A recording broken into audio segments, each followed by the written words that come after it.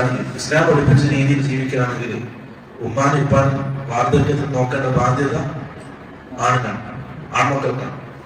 കല്യാണത്തിന്റെ ചിലവ് ആൺമക്കൾക്കാണ്. എല്ലാവിധ ഉത്തരവാദിത്വവും കുടുംബത്തിന് വഹിക്കേണ്ടത് ആൺമക്കളാണ്. പെണ്ണിന് യാതൊരു ചിലവും ഇസ്ലാം കൊടുക്കുന്നില്ല. അവിടെ ചെറുപ്പത്തില് മകളാകുമ്പോൾ പിതാവും, പിതാവല്ലെങ്കിൽ സഹോദരൻ, സഹോദര ബാധ്യതയാണ്, നിർബന്ധ ബാധ്യതയാണ്. കല്യാണം കഴിച്ച ഭർത്താവ് മരണപ്പെട്ട മക്കള് ഒരാളുടെ കീഴിൽ സുഖമായിട്ട് ജീവിക്കേണ്ടവരാണ് ദീനുൽ ഇസ്ലാമിൽ പെണ്ണ്. അവർക്ക് യാതൊരു ഉത്തരവാദിത്വം കൊടുത്തിട്ടില്ല.